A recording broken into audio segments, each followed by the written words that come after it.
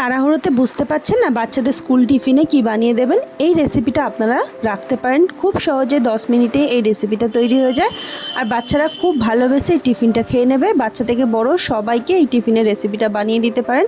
আমার 3 বছরের মেয়ে সৌমিতা স্কুল টিফিনে এই রেসিপিটা রেখেছিলাম, তো আপনাদের সাথে সেটাই শেয়ার করলাম। কেমন লাগলো অবশ্যই জানাতে ভুলবেন না। চলুন অর্পিতা মান্না কিচেনে সকলকে নমস্কার জানিয়ে আজকে শুরু করছি এই রেসিপিটা বানানোর জন্য এখানে দেখুন আমরা ছোলার ডাল ইউজ করেছিলাম। এই ছোলার ডালটাকে আগের দিন রাত্রেবেলা ভিজিয়ে দিয়েছিলাম, সেটাকে একটা মিক্সার গ্রাইন্ডারের মধ্যে ঢেলে দিয়েছি। ঢেলে দিয়ে আমরা এটাকে ভালোভাবে একটু পেস্ট বানিয়ে নেব। এর মধ্যে দিয়ে দেবো সামান্য একটু নুন আর দিয়ে দেবো অল্প একটু জল দিয়ে এটাকে আমরা একটু প্লেন পেস্ট বানিয়ে নিয়েছি। এবার দেখুন পেস্টটাকে একটা বাটির মধ্যে ঢেলে দেব। সমস্ত পেস্টটাকে আমরা একটা বাটির মধ্যে ঢেলে দিয়ে এখানে আমরা একটু ক্যাপসিকাম ইউজ করেছিলাম। তো ক্যাপসিকামটাকে আমরা একদম পাতলা পাতলা করে কেটে নিয়েছি যাতে বাচ্চাদের মুখে না পড়ে। অনেক সময় দেখবেন বাচ্চারা সবজি খেতে চায় না, তো সবজি খেতে চায় না যে বাচ্চাগুলো, তাদের জন্য একদম পাতলা পাতলা করে কেটে এটাকে ইউজ করতে পারেন। তো এটাকে আমরা একদম পাতলা পাতলা করে কেটে এর মধ্যে দিয়ে দিয়েছি আর দিয়ে দেবো একটু কিছুটা ধনেপাতা, ঝালের জন্য একটু দিয়ে দেবো গোলমরিচ গুঁড়ো, আপনারা বড়দের জন্য কাঁচা লঙ্কা ইউজ করতে পারেন। অল্প একটু দিয়ে দেবো হলুদ গুঁড়ো কালারের জন্য আর দিয়ে দেবো একটু ভাজা জিরের গুঁড়ো দিয়ে ভালোভাবে মিশ্রণটাকে স্পুনের সাহায্যে একটু ভালোভাবে সমস্ত কিছু মিশিয়ে নেব। দেখুন আমরা ভালোভাবে এখানে সব কিছু মিশিয়ে নিয়েছি। আমাদের ব্যাটারটা একটু টাইট ছিল, টাইট থাকলে ব্রেডের মধ্যে লাগবে না, তার জন্য অল্প একটু জল দিয়ে একটু পাতলা করেছিলাম। বেশি পাতলা করার দরকার নেই, মিডিয়াম রাখলে এটা হয়ে যাবে। তো আমরা দেখুন ঠিক এমন একটা ব্যাটার তৈরি করে নিয়েছিলাম। এবার এখানে আমরা যে নর্মাল ব্রেডগুলো পাওয়া যায় সেই ব্রেড নিয়ে নিয়েছিলাম। ব্রেডের চারিপাশটা আমরা একটু বাচ্চাদের জন্য বানিয়েছিলাম, তার জন্য যাতে শক্ত না হয়ে যায় সাইডগুলো, তার জন্য একটু সাইডগুলো কেটে দিয়েছিলাম।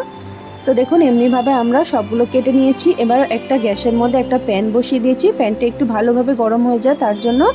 এবার এখানে ব্রেডগুলোর উপর দিয়ে আমরা যে ব্যাটারটা তৈরি করে রেখেছিলাম ছোলার ডালের, সেই ব্যাটারটা আমরা এখানে একটু উপর দিয়ে লাগিয়ে দেব। আমরা যেমন বাটার লাগাই তেমনিভাবে এটাকে প্লেন করে সমস্ত ডালটাকে একটু স্পুনের সাহায্যে লাগিয়ে দিয়েছি। দেখুন আমাদের ডালের ব্যাটারটা লাগানোর পরে এখানে আমাদের প্যানটা বসিয়ে রেখেছিলাম, সেটা হালকা গরম হয়ে গেছিলো, তার উপরে আমরা কিছুটা বাটার দিয়ে দিয়েছিলাম। তো বাটারটা দেওয়ার পর আমরা যে ব্যাটারটা লাগিয়ে রেখেছিলাম সেটাকে উল্টো পাশ করে আমরা একটু সেঁকে নেব, একটু কড়া কড়া করে সেঁকবো। তো সাইড দিয়ে আরও একটু বাটার দিয়েছিলাম যাতে ডালটা ভালোভাবে একটু ফ্রাই হয়। তো উপর দিয়ে আমরা আবারও একটু বাটার লাগিয়ে নিয়েছিলাম।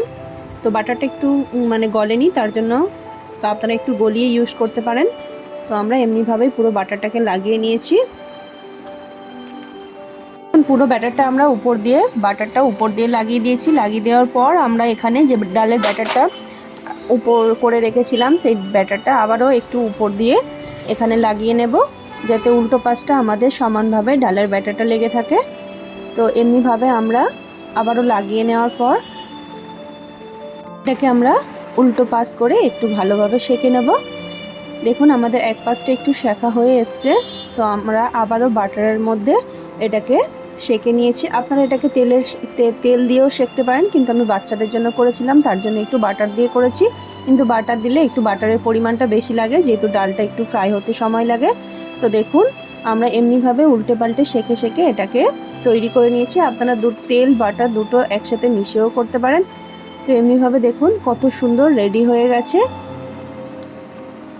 আর এখানে দেখুন বড়দের জন্য বানানো হয়েছিল, তো সেখানে একটু কাঁচা লঙ্কা অ্যাড করে এটাকে তেলে ফ্রাই করে আমরা ভেজেছিলাম, তেলের মধ্যে ভেজে দিয়েছিলাম। তো এটাকে টমেটো কেচাপের সাথে ইউজ করতে পারেন, না তো আপনারা ধনেপাতা পুদিনা পাতার লেবু আদার যে চাটনিটা সেটার সাথে ইউজ করতে পারেন। অসাধারণ লাগে। আজকের ব্রেকফাস্টের রেসিপিটা আপনাদের কেমন লাগলো অবশ্যই জানাতে ভুলবেন না। ভালো লাগলে আমার চ্যানেলটিকে লাইক শেয়ার সাবস্ক্রাইব করে আমার পাশে থাকবেন।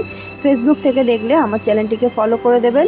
এতক্ষণ দেখার জন্য আপনাদের অনেক অনেক ধন্যবাদ। আবার দেখা হবে নেক্সট একটা ভিডিও নিয়ে নেক্সট ডে। ততক্ষণ আপনারা ভালো থাকবেন, সুস্থ থাকবেন। ধন্যবাদ।